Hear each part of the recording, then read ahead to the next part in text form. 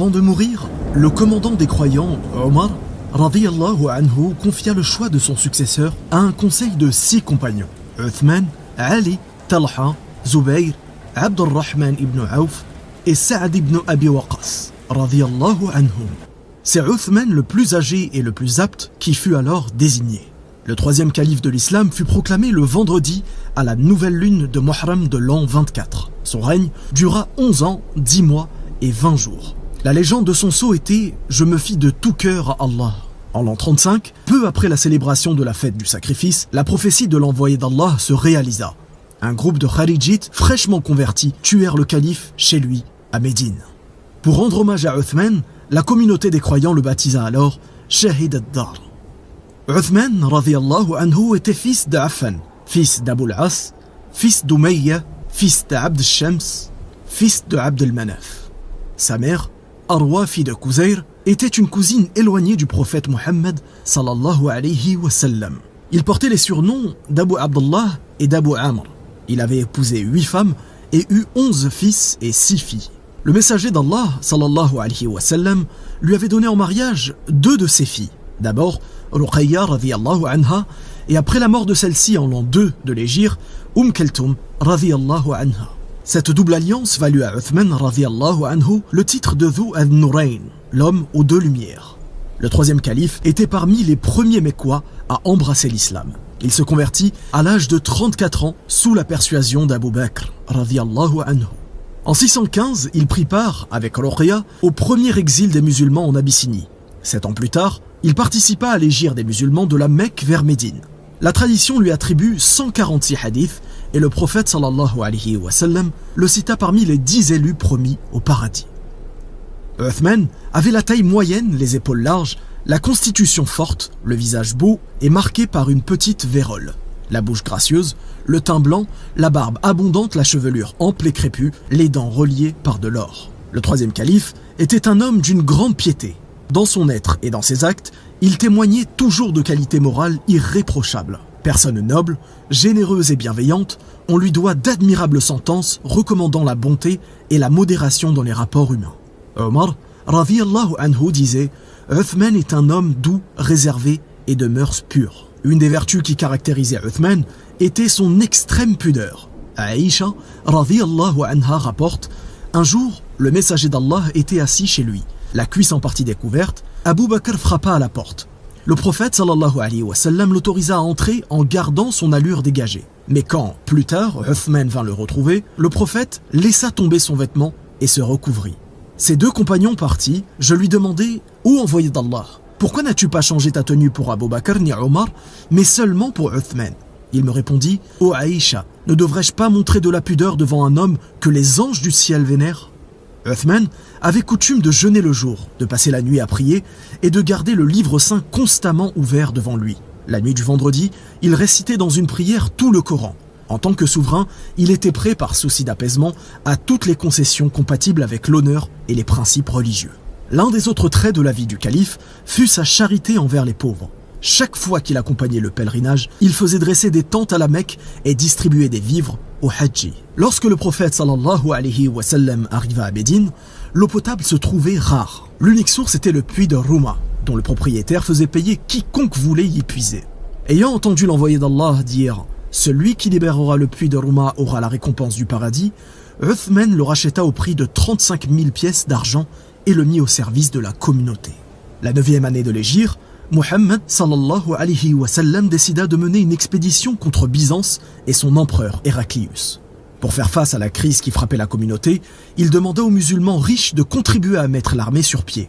Uthman se montra alors d'une générosité sans borne. Il fournit 300 montures entièrement équipées et offrit au prophète 1000 pièces d'or. Une autre de ses actions méritoires fut la destruction de Rudman. C'était un palais dans le Yémen qui n'avait pas son pareil. Les pèlerins s'y arrêtaient souvent pour en admirer la beauté.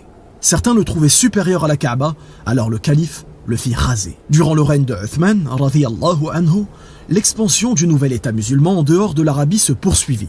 Au commencement de l'an 27, Abdullah ibn Nafi' et Abdullah ibn Hussein conquirent l'Afrique du Nord et l'Espagne et convertirent les populations à l'islam. Les 2 généraux, aidés d'auxiliaires berbères, pénétrèrent jusqu'à Constantinople, capitale de l'Empire romain d'Orient. Ce fut Muawiyah, sous le calife de Uthman radiyallahu anhu, qui inaugura pour les musulmans les expéditions maritimes. En l'an 28, Muawiyah s'embarqua à Homs et arriva à Chypre. Il s'en rendit alors maître et reçut de ses habitants la contribution qu'il payait auparavant au roi de Byzance. Sa valeur s'élevait à 7000 pièces d'or.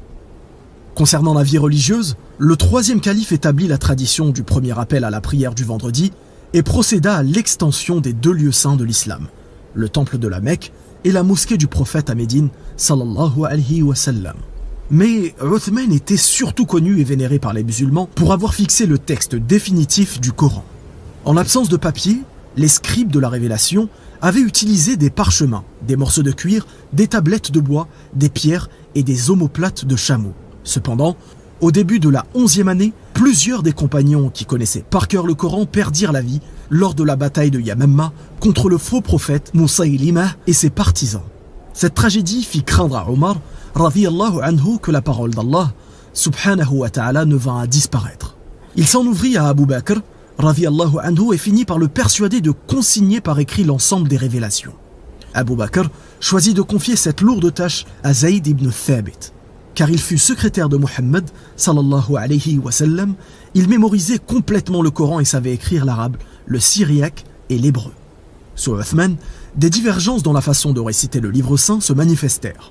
C'est lors de la campagne d'Arménie, vers l'an 30, que le commandant en chef des troupes musulmanes, Hudayfa, se rendit compte de ces différences. Alarmé, il alla trouver le calife et lui demanda de prendre des dispositions pour éviter que la communauté des croyants ne se divise sur ce livre comme le firent avant eux les juifs et les chrétiens. Uthman pria alors Hafsa, fille de Omar, radiyallahu anhu, de lui prêter les feuilles que lui avait laissées son père.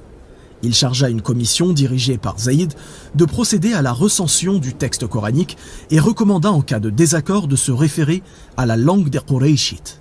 L'entreprise aboutit à la constitution de la version officielle et définitive du Coran. On garda l'original à Médine et on envoya des copies dans les grandes villes de l'Empire. Au terme de ce processus, le calife ordonna de brûler tous les exemplaires divergents. Le Mus'haf de Uthman est resté depuis lors immuable dans sa forme originelle, ne faisant l'objet d'aucune contestation.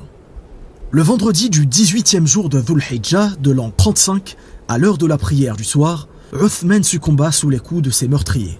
Il avait alors 82 ans et 86 ans selon d'autres versions. En 35, Abdullah ibn Sabah, un juif du Yémen versé dans les Écritures, proclama la doctrine du second avènement du prophète sallallahu alayhi wa sallam. Allah, disait-il, a eu en ce monde 124 000 messagers et chacun de ces messagers avait un ministre.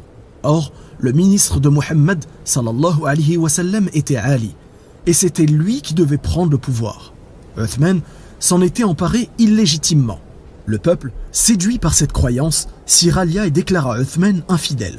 Le germe de la révolte contre l'autorité du calife venait d'être alors semé. Pendant le mois du pèlerinage de la même année, 10 000 insurgés partirent d'Égypte, de Koufa et de Basra avec l'intention affirmée de destituer le calife, sinon le tuer. Arrivés à Médine, ils encerclèrent sa maison. Un siège de 40 jours alors commença. Uthman s'enferma alors dans son palais. On lui coupa l'eau. D'une terrasse, il demanda à boire. Ali lui passa une cruche qui ne lui parvint pas. Sa position devenait de plus en plus critique. La nuit qui précéda le vendredi, jour de sa mort, Uthman, comme à son habitude, récita tout le Coran. Après la prière du matin, il reprit sa lecture, mais comme il avait veillé toute la nuit, le sommeil le surprit. À ce moment-là, les cris « Au feu! Au feu !» le réveillèrent. Uthman appela alors Marwan et lui dit « Ne vous mettez point en peine et ne luttez pas, ma fin est arrivée. Hier, j'ai vu en songe le prophète sallallahu alayhi wa sallam, Abu Bakr et Omar, qui m'ont dit « Ne te tourmente pas cette nuit, tu rompras ton jeûne avec nous. » Les conjurés parvinrent jusqu'à Uthman. Ils le sommèrent d'abdiquer, il s'y refusa. Il reçut un coup de sabre sur la main droite qu'il tenait appuyé sur le livre saint. Il lança « C'est la première main qui, dans le monde, a écrit le Coran. » Alors, Kinana s'approcha et lui plongea son poignard dans le cou, près de l'oreille. Le sang jaillit sur le Coran ouvert à la page de ce verset « Certes, Allah vous suffit, il entend et sait tout. » Uthman tomba par terre, Qutayra et Saoudan entrèrent et l'achevèrent d'un coup de sabre dans la poitrine. Comme Omar avant lui, radiyallahu anhu, le troisième calife venait de trouver la mort du martyr. Quand la nouvelle du meurtre de Uthman lui parvint, Hassan ibn Thabit, le poète de l'envoyé d'Allah, sallallahu alayhi wa sallam, composa ces vers. Ils ont sacrifié un vieillard aux cheveux blancs, qui portait au front le signe de la prosternation, et qui passait la nuit à prier et à réciter le Coran.